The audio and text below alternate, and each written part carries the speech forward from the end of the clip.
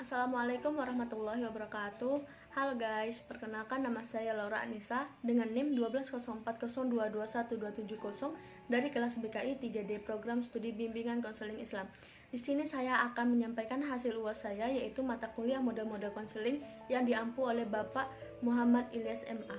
Baik, tak lama-lama pembukaan ini saya langsung akan menyampaikan hasil UAS saya tersebut, yaitu yang pertama soalnya jelaskan teknik-teknik yang dilakukan dalam pendekatan psikoanalisis, asosiasi bebas, interpretasi, analisis mimpi, analisis dan interpretasi atas resistensi, dan analisis interpretasi atas resistensi. Jawabannya yaitu psikoanalisa dimulai di tahun 1886 ketika Sigmund Freud bekerja sama dengan Brooke untuk mendalami kasus-kasus pada klien saraf. Kemudian Freud membuka praktiknya sendiri. Dalam proses membuka praktik konseling, Freud banyak menangani histeria pada wanita kalangan menengah atas. Freud mulai mengolah bahwa gejala histeria bukanlah berkaitan dengan perempuan saja, tetapi laki-laki juga bisa mengalami histeria.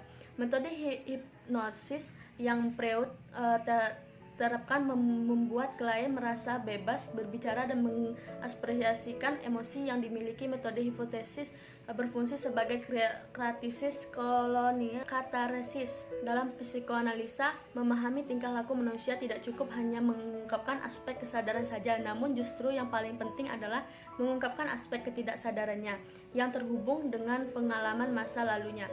Dengan mengangkat ketidaksadaran ke kesadaran untuk digali sumber masalah dasar atau hal-hal yang belum terselesaikan dan mengganggu kehidupan masa sekarang. Dengan menyelesaikan hal yang menjadi isu di masa lalu, maka akan menyelesaikan permasalahan-permasalahan klien di masa sekarang. Dalam perjalanan praktik terapinya, Freud mengembangkan beberapa teknik terapi. Metode terapi tersebut sangat bermanfaat dalam proses konseling psikoanalisa. Berikut adalah beberapa teknik terapi psikoanalisa Sigmund Freud.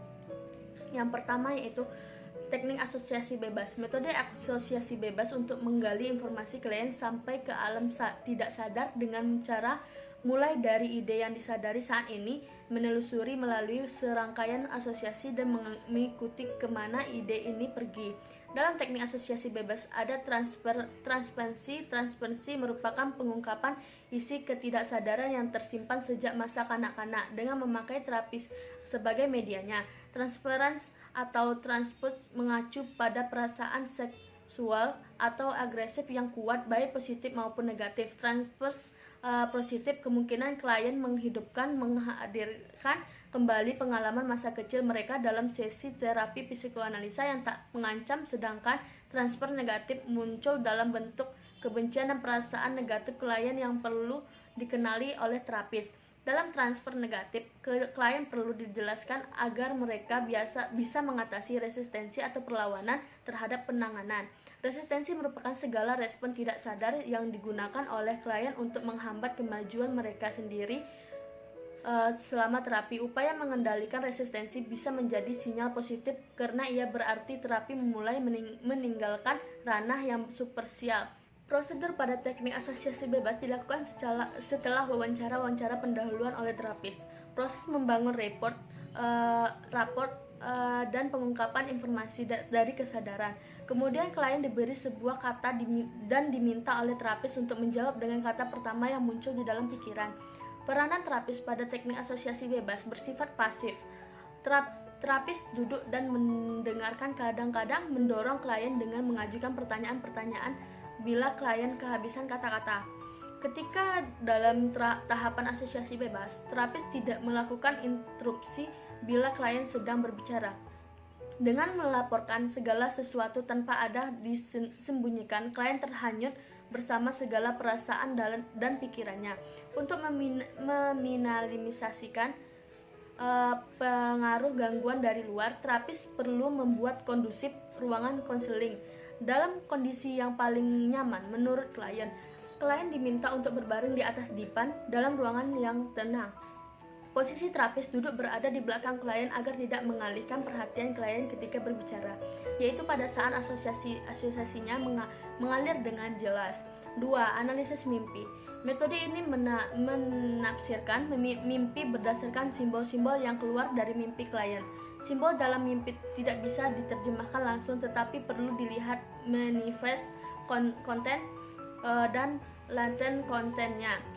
Psikolog perlu menyadari manifest konten pada mimpi klien menjadi latent konten yang lebih penting. Manifest konten dari mimpi merupakan makna mimpi pada permukaan dan deskripsi sadar yang disampaikan oleh orang yang bermimpi. Sedangkan latent konten merupakan hal-hal yang tidak disadari. Dalam teori psikoanalisa Freud, ada asumsi dasar dari analisis mimpi, yaitu hampir semua mimpi merupakan upaya pemenuhan keinginan, bahwa mimpi merupakan upaya pemenuhan keinginan yang dapat muncul dalam bentuk simbol-simbol yang bisa jadi berbeda. Mimpi dapat ditafsirkan tidak muncul pada klien-klien yang mengalami pengalaman traumatis.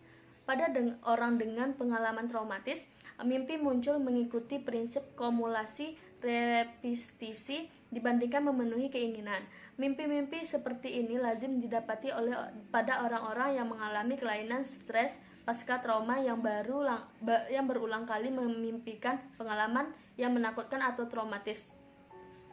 Menurut Freud, mimpi dibentuk di alam tidak sadar. Materi-materi psikis tidak sadar perlu bersembunyi dalam selubung penyamaran. Selubung ini bekerja dengan dua dasar, yaitu kondensasi dan pengalihan.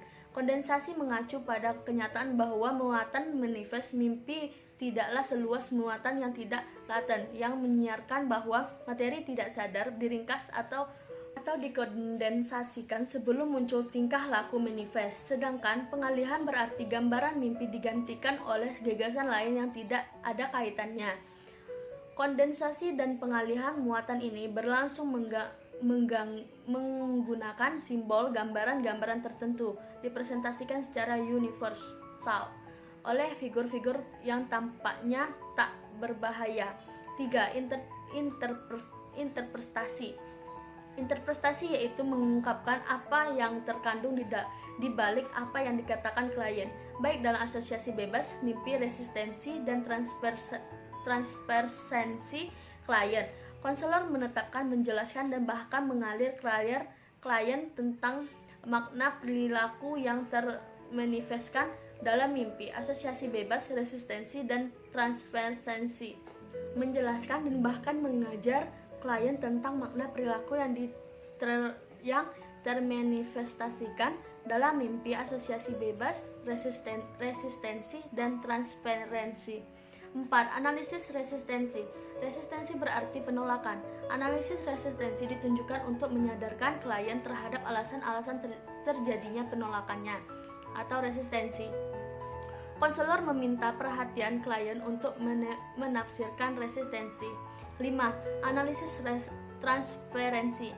Transferensi adalah mengalihkan, bisa berupa perasaan dan harapan masa lalu. Dalam hal ini, klien diupayakan untuk menghidupkan kembali pengalaman dan konflik masa lalu terkait dengan cinta, seksualitas, kebencian, kecemasan yang oleh klien dibawa ke masa sekarang dan dilemparkan ke konselor. Biasanya klien bisa membenci atau mencintai konselor. Konselor menggunakan sifat-sifat netral, objektif, anonim, dan pasif agar bisa terungkap transparansi tersebut. Soal nomor 2 yaitu jelaskan penyebab neo-Freudian memisahkan diri dari Freud seperti Alfred Adler dan Albert Ellis. Jawabannya yaitu neo-Freudian adalah sekelompok ahli teori Amerika yang tergabung dari pertengahan abad ke-20 yang kesemuanya dipengaruhi oleh Sigmund Freud.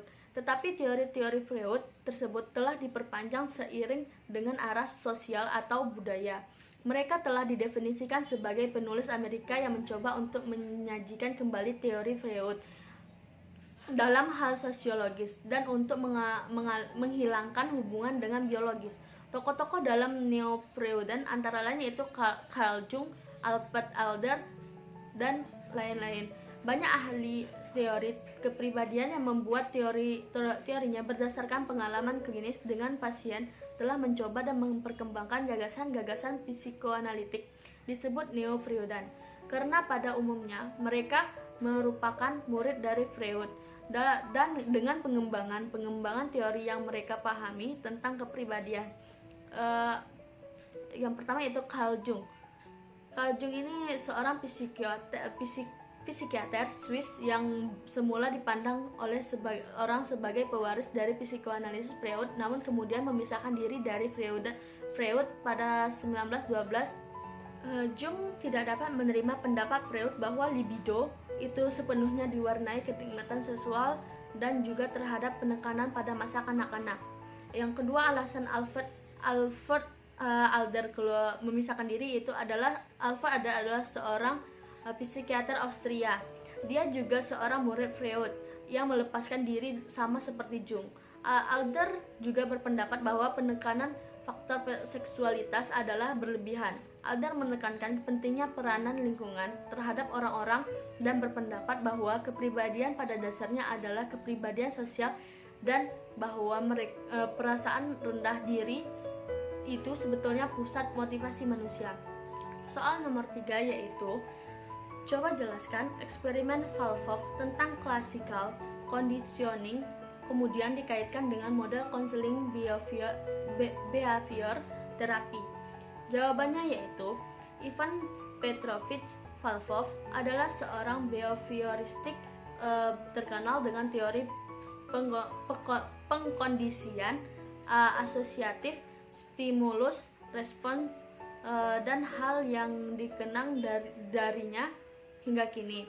Classical conditioning atau adalah proses yang ditemukan Pavlov melalui percobaan terhadap anjing, di mana perangsang asli dan netral dipasangkan dengan stimulus bersyarat secara berulang-ulang sehingga memunculkan reaksi yang diinginkan. Ia menemukan bahwa ia dapat menggunakan stimulus netral seperti sebuah nada atau sinar untuk membentuk perilaku atau respon. Eksperimen-eksperimen yang dilakukan Pavlov dan ahli lain tampaknya sangat terpengaruh pandangan behaviorisme, di mana gejala-gejala kejiwaan seseorang dilihat dari perilakunya. Hal ini sesuai dengan pendapat Becker bahwa yang paling sentral dalam hidup manusia bukan hanya pikiran peranan maupun bicara, melainkan tingkah lakunya. Pikiran mengenai tugas atau rencana baru akan mendapatkan arti yang benar jika ia berbuat sesuatu. Bertitik tolak dari asumsinya bahwa dengan menggunakan rangsangan-rangsangan tertentu, perilaku manusia dapat berubah sesuai dengan apa yang diinginkan. Kemudian Pavlov mengadakan eksperimen dengan menggunakan binatang atau anjing, karena ia menganggap binatang memiliki kesamaan dengan manusia. Namun demikian, dengan segala kelebihannya, secara hakiki manusia berbeda dengan binatang. Pavlov mengemukakan 4 peristiwa eksperimental dalam proses akuisisi dan penghapusan sebagai berikut. Yang pertama yaitu stimulus tidak terkondisi. Suatu peristiwa di lingkungan yang melalui kemampuan bahwa dapat menimbulkan refleks organismik. Contohnya yaitu makanan. Yang kedua yaitu stimulus terkondisi. Suatu peristiwa di lingkungan yang bersifat netral dipasangkan dengan stimulus tak terkondisi. Contohnya yaitu bunyi bel adalah stimulus netral yang dipasangkan dengan stimulus tidak terkondisi berupa makanan. Yang ketiga, respon tidak terkondisi. Refleks alami yang ditimbulkan secara otonom atau dengan sendirinya. Contohnya mengeluarkan air liur. 4. Respon terkondisi. Refleks yang dipelajari dan muncul akibat dari penggabungan CS dan US, contohnya yaitu keluarnya air liur akibat penggabungan bunyi bel dengan makanan. Kesimpulan yang dapat dari percobaan ini adalah bahwa tingkah laku sebenarnya tidak lain daripada rangkaian refleks terkondisi, yaitu refleks yang terjadi setelah adanya proses conditioning, di mana refleks yang terjadi dihubungkan dengan rangsangan-rangsangan yang berkondisi lama-kelamaan dihubungkan dengan rangsangan berkondisi. Dengan kata lain, gerakan-gerakan refleks itu dapat dipelajari, dapat berubah karena mendapat latihan. Sehingga dengan demikian dapat dibedakan 2 macam refleks, yaitu refleks wajar keluar air liur ketika melihat makanan yang lezat, dan refleks bersyarat atau refleks yang dipelajari. Keluar air liur karena menerima atau bereaksi terhadap suara bunyi tertentu. Baik, soal nomor 4 yaitu jelaskan konsep dasar dari model konseling rasional emotif terapi. Rasional. Konsep dasar pendekatan rasional emotif, manusia pada dasarnya adalah unik, yang memiliki kecenderungan untuk berpikir rasional dan irasional. Ketika berpikir dan bertingkah laku rasional, manusia akan efektif, bahagia, dan kompeten. Ketika berpikir dan bertingkah laku irasional, individu itu menjadi tidak efektif. Reaksi emosional seseorang sebagian besar disebabkan oleh evaluasi, interpretasi, dan filosofi yang disadari maupun tidak disadari. Hambatan psikologis atau emosional adalah akibat dari cara berpikir yang tidak logis, dari irasional. Emosi yang menyertai individu yang berpikir dengan penuh prasangka, sangat personal dan irasional. Berpikir irasional diawali dengan belajar secara tidak logis yang diperoleh dari orang tua dan budaya tempat dibesarkan. Berpikir secara irasional akan tercermin dari verbalisasi yang digunakan. Verbalisasi yang tidak logis menunjukkan cara berpikir yang salah, dan verbalisasi yang tepat menunjukkan cara berpikir yang tepat. Perasaan dan pikiran negatif serta pendekatan diri harus diawali dengan cara berpikir yang rasional dan logis yang dapat diterima menurut akal sehat, serta menggunakan cara verbalisasi yang rasional.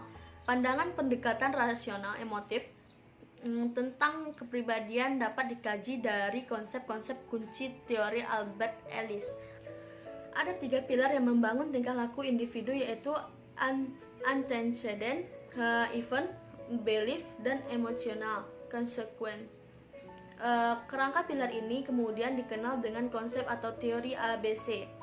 Yang pertama itu antecedent event, yaitu segenap peristiwa luar yang dialami atau memapar individu, peristiwa pendahulu yang berupa fakta, kejadian, tingkah laku, atau sikap orang lain. Perceraian suatu keluarga, kelulusan bagi siswa, dan seleksi masuk bagi calon karyawan merupakan antecedent event bagi seseorang. 2. Belief atau teori B, yaitu keyakinan, pandangan, nilai, atau verbalisasi diri individu terhadap suatu peristiwa. Keyakinan seseorang ada 2 macam, yaitu keyakinan yang rasional dan keyakinan yang tidak rasional. Keyakinan yang rasional merupakan cara berpikir atau sistem keyakinan yang tepat, masuk akal, bijaksana, dan karena itu menjadi produktif. Keyakinan yang tidak rasional merupakan keyakinan atau sistem berpikir seseorang yang salah, tidak masuk akal, emosional, dan karena itu tidak produktif. Yang ketiga yaitu emotional consequence atau teori C, merupakan konsekuen emosional. Ini bukan akibat langsung dari A, tetapi disebabkan oleh beberapa variabel, antara lain bentuk keyakinan atau teori B, baik yang RB maupun yang IB. Soal yang nomor 5 yaitu jelaskan perbedaan model konseling Carl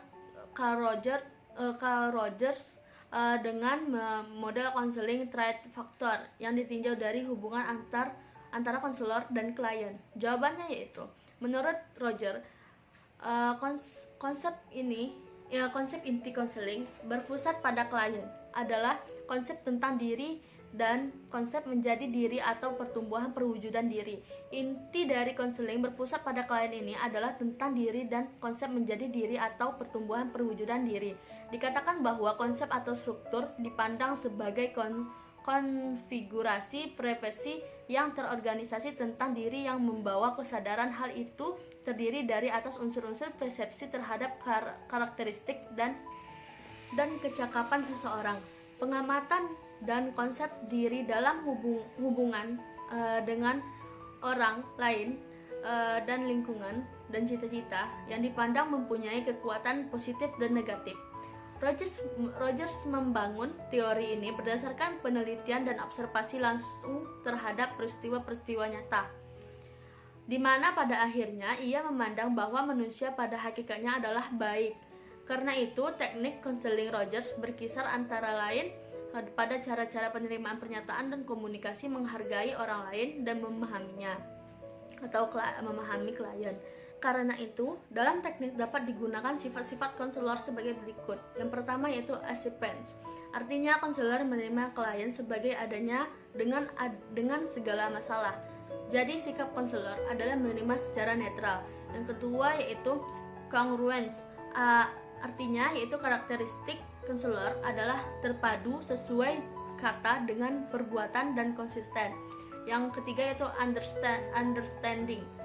Artinya yaitu konselor harus dapat secara akurat dan memahami secara empati dunia klien sebagaimana dilihat dari dalam diri klien yaitu. Yang keempat yaitu non-judgmental.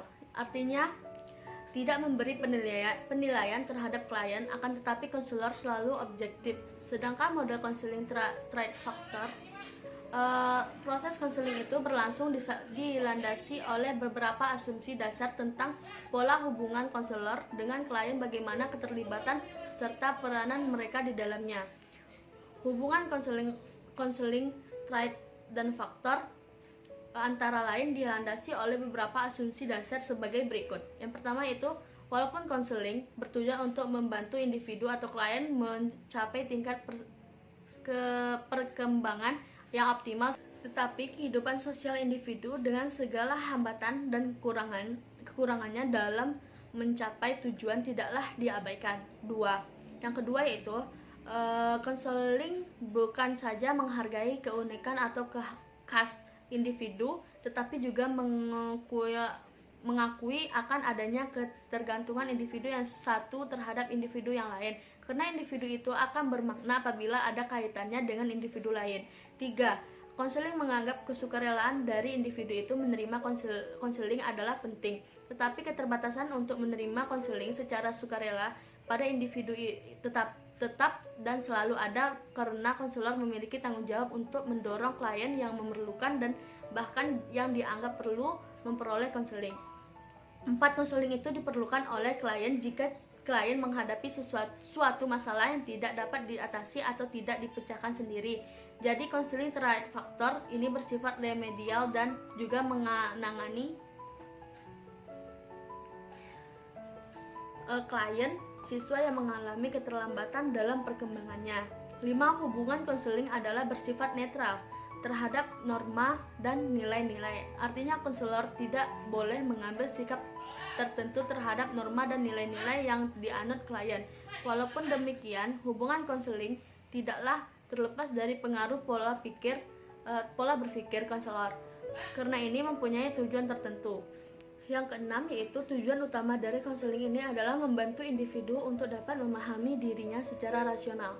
Ini berarti bahwa tujuan konseling adalah membantu memecahkan masalah yang dihadapi oleh individu dengan melihat secara objektif berbagai kesulitan yang berasal dari lingkungan dalam kaitannya dengan kesulitan yang dihadapi oleh individu itu sendiri.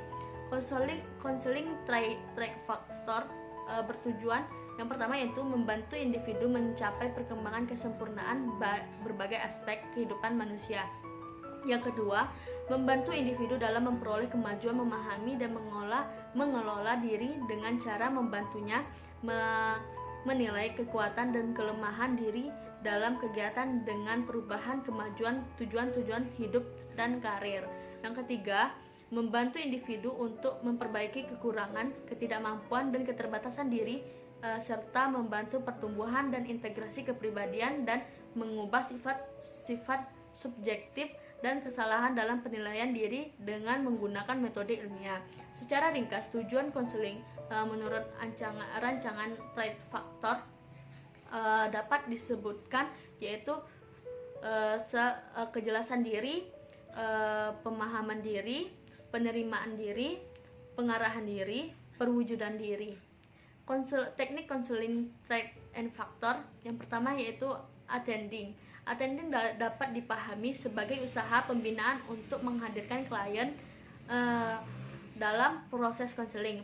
Penciptaan dan pengembangan attending dimulai dari upaya konselor menunjukkan sikap empati, menghargai, wajar, dan mampu mengetahui atau paling tidak mengantisipasi kebutuhan yang dirasakan oleh klien. Dalam tataran yang lebih operasional, melakukan refleksi melalui pertanyaan-pertanyaan sebagai berikut. Yang pertama yaitu bagaimana saudara mengenal dan mengantisipasi bila seseorang sedang tertarik pada Anda. Yang kedua, bagaimana saudara mengenal bila seseorang memberikan perhatian terhadap Anda. Yang ketiga, bagaimana saudara mengenal atau mengetahui bila seseorang mendengarkan, memperhatikan, dan menghayati Anda.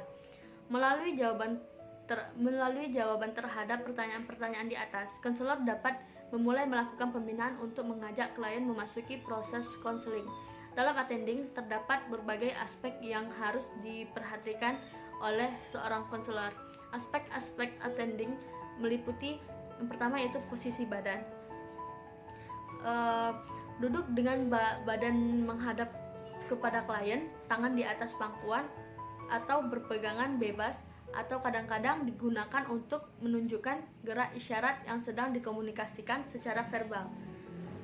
Responsif dengan menggunakan bagian wajah, umpamanya senyum spontan atau anggukan kepala sebagai persetujuan atau pemahaman, dan kerutan dari dahi tanda tidak mengerti.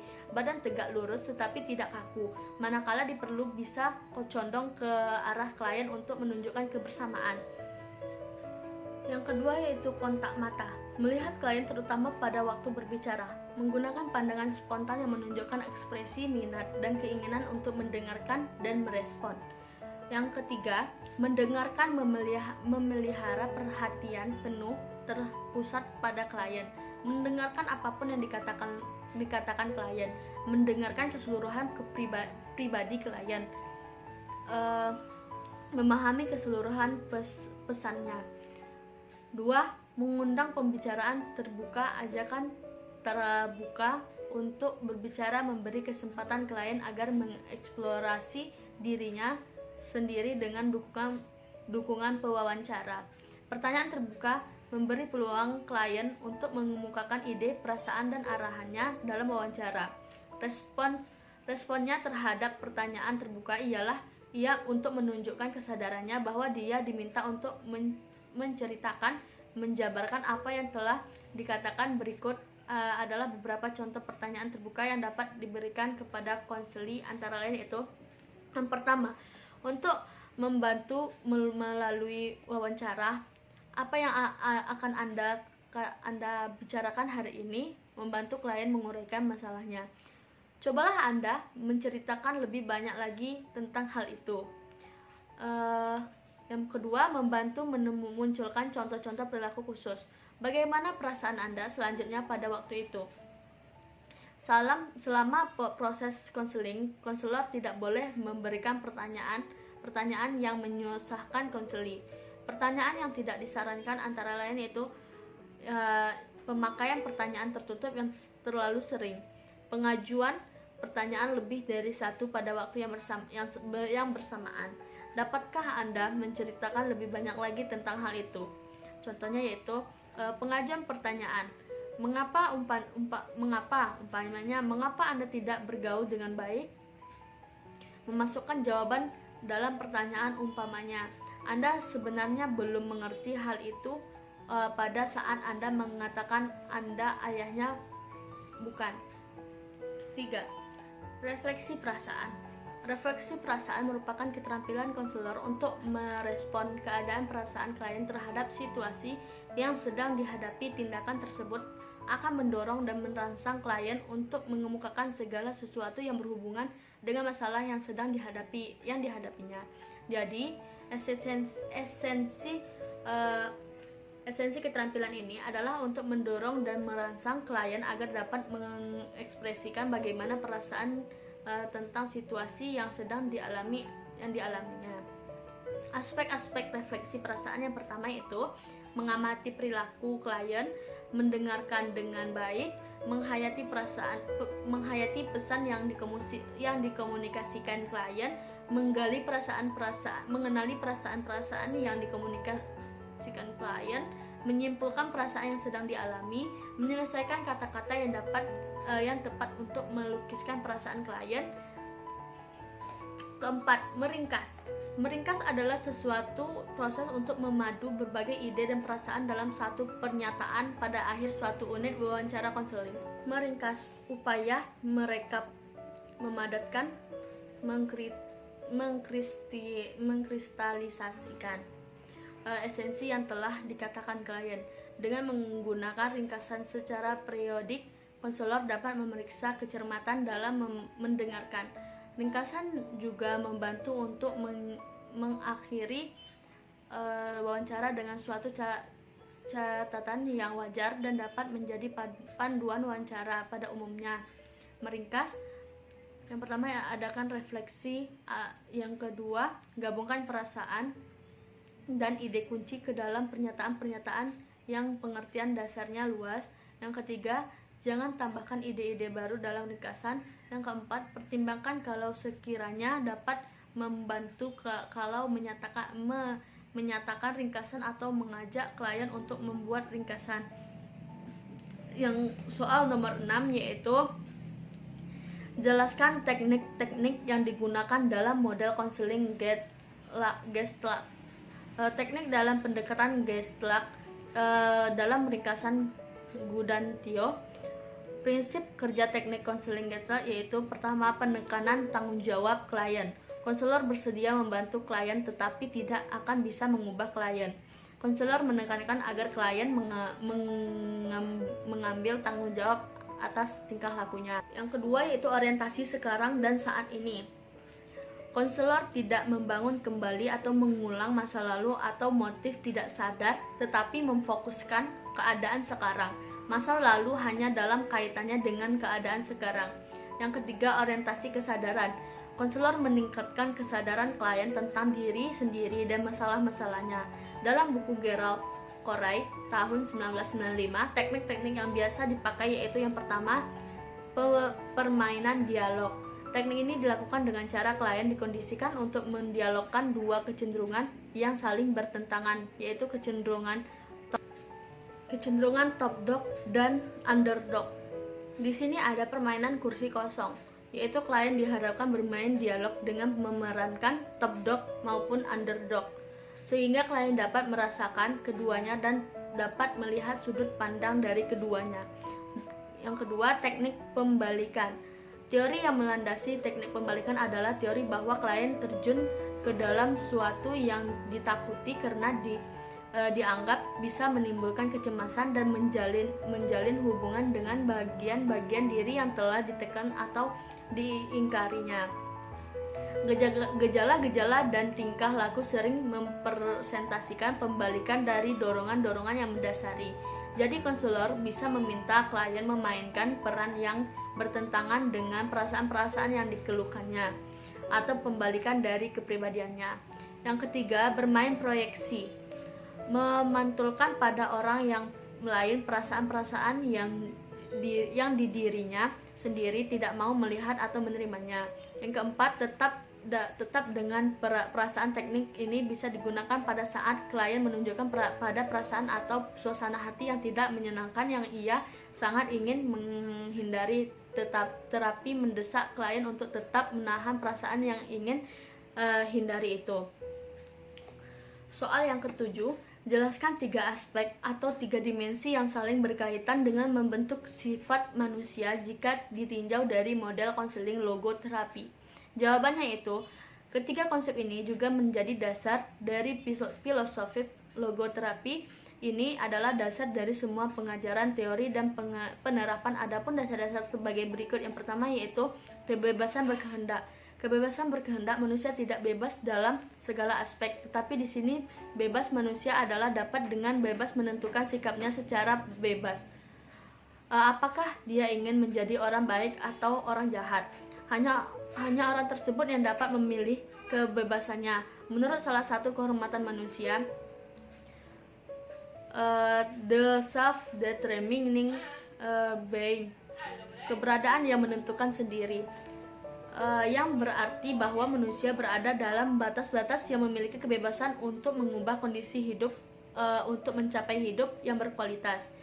Menjamin istilah Jamil Azaini tentang manusia mendekat untuk mendefinisikan diri sendiri.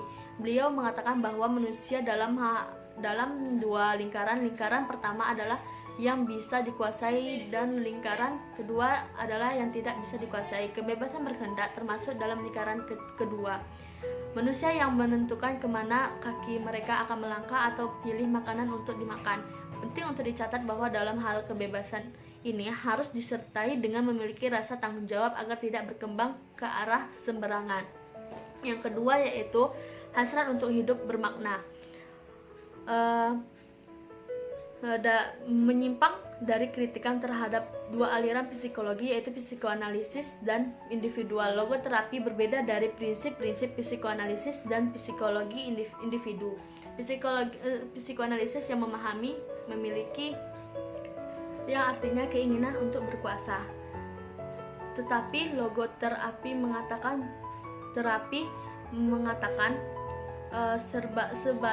sebaliknya menurut logoterapi, bahagia adalah efek dari pencapaian makna, sedangkan kekuasaan adalah persyaratan untuk mencapai makna itu. Hasrat atau keinginan untuk menjalani hidup yang bermakna adalah motivasi semua orang normal untuk melakukan berbagai hal dan aktivitas dalam kehidupannya. Tentunya setiap orang ingin memiliki cita-cita dan tujuan hidup yang penting dan jelas, dan akan dicoba untuk mencapainya dengan usaha terbaik. Dan tujuan tersebut akan menjadi arahan untuk aktivitas sehari-hari mereka. Yang ketiga yaitu makna hidup. Sebagaimana disebutkan di atas, makna hidup adalah hal yang dianggap sangat penting dan berharga, hal yang memberikan seorang nilai khusus dan layak mencapai tujuan hidup atau life purpose. Makna hidup adalah hal yang berharga bagi setiap orang normal dan impian yang bagi setiap orang. Ada makna dalam hidup akan menjadikan seseorang memiliki arah dan tujuan dan akhirnya tidak mengalami kehampaan hidup. Sebagai efek sampingnya, orang akan merasa bahagia ketika makna hidup ini ditemukan dan dikembangkan. Soal yang terakhir atau yang ke-8, jelaskan kembali apa yang Anda pahami tentang makalah yang Anda presentasikan. Makalah yang saya presentasikan yaitu tentang konseling terapi psikoanalisa. Yang menjelaskan yaitu konseling psikoanalisis. Pendekatan psikoanalisis dikemukakan oleh Sigmund Freud. Sigmund Freud lahir bertetapan pada 6 Mei 1856 di kota kecil bernama Freiberg, Moravia, Republik Ceko, yang berasal dari keluarga Yahudi yang setelah itu pindah serta menetap di Wina, ibu kota Austria. Di kota Wina inilah Freud mengawali pembelajaran karir serta minatnya pada bidang riset. Dia menempuh pembelajaran di bidang medis di Universitas Wina, bekerja di laboratorium Profesor Brugge, serta jadi dokter di rumah sakit Wina pada bagian otonomi otak. Pengalaman serta pembelajaran Freud yang dekat dengan bidang medis tersebut hendak bawa pengaruh terhadap temuan teorinya. Psikoanalisa dianggap sebagai salah satu kegiatan revolusioner di bidang psikologi yang dimulai dari suatu teknik penyembuhan penderitaan sakit mental hingga beralih menjadi sebuah konsep baru tentang manusia.